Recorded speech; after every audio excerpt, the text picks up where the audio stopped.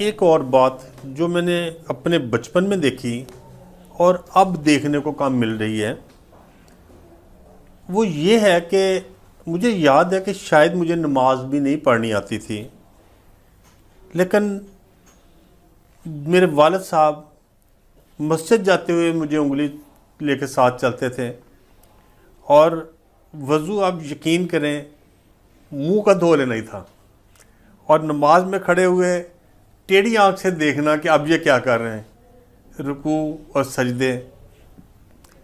تو آج شاید مسجدوں میں اس چیز کی بھی کمی ہے کہ لوگ اپنے بچوں کو اپنے ساتھ نہیں دے کے آ رہے، اور بدقسمتی ہی کہوں گا کہ اگر کوئی بچے آ بھی رہے ہیں تو کچھ ہمارے بزرگ بچوں کی شرارتی پر ناراضگی کا اظہار کرتے ہیں۔ ابھی حافظ صاحب نے آپ سے شیئر کیا کہ جو بچے مسجد میں آ رہے ہیں خدا کا خوف کریں، وہ نیٹ چھوڑ کے آ رہے ہیں، موبائل چھوڑ کے آ رہے ہیں، وائی فائی چھوڑ کے آ رہے ہیں، وہ کتنی ایسی عیاشی کے لوازمات ہیں جو ان کو میسر ہیں وہ چھوڑ کے آپ کے پاس آئے ہیں۔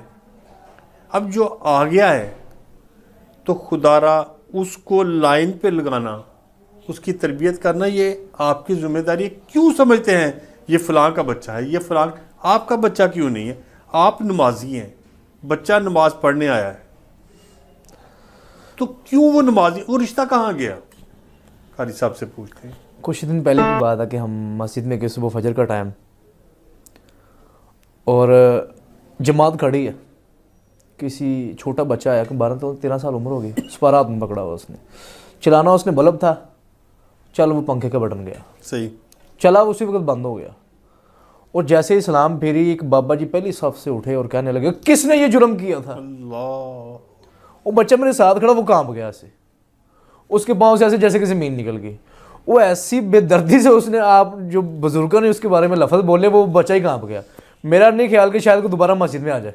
صبح کا ٹائم، ہر چیز چھوڑ کے آیا، وہ نیند چھوڑ کے آیا، اور موسم اتنا ٹھنڈا کہ بارشوں کا موسم بھی چل رہا تھا، سب کچھ چھوڑ کے اور رضائی سے نکلا اور مسجد کی طرف آیا، وضو ٹھنڈے پانی سے کیا۔ تو جب بابا غلطی سے ہو گیا نا یہ کام، صحیح ہے، غلطی سے کام ہو گیا تو کوئی مسئلہ نہیں۔ تو ہمارے کچھ ہر مسجد میں میں کہہ سکتا ہوں اللہ تعالیٰ ہمیں بھی ہدایت دے اور ہمارے بزرگوں کو تھوڑا سا لہجہ نرم کرنے کی توفیق عطا فرمائے۔ ہم تو یہ کہتے ہیں کہ وہ ایسے کہ جیسے کہ جرم ہو گیا، کوئی بندہ قتل ہو گیا، اللہ کے بندے ویسے غلطی سے بٹن دب گیا، تو پھر کیا ہوا اس معاملے اور میں؟ یہ بہت دفعہ بڑوں سے بھی ہو جاتا ہے۔ جی بالکل ایسے بڑوں سے بھی یہ مسئلہ ہو جاتا ہے۔ تو خدا را ہم نے اپنے بچوں کو اپنا سمجھنا ہے، یہ نہیں کہ یہ فلاں کا بچہ ہے، یہ فلاں کا بچہ ہے، نہیں، جو مسجد میں آ گیا ہے وہ نمازی ہے اور آپ کا اس سے رشتہ ہے۔ اس میں اگر کوئی خامی ہے تو حکمت عملی سے، تربیت کے لیے سب سے ضروری چیز حکمت عملی ہے۔ ناظرین اکرام، انشاءاللہ دوائیوں سے ہٹ کر علاج معالجہ بہت سے ایسے امراض کے لیے ہے جو نفسیاتی امراض کہلاتے ہیں۔ انشاءاللہ آئندہ پروگرام میں پھر حاضر ہوں گے۔ السلام علیکم۔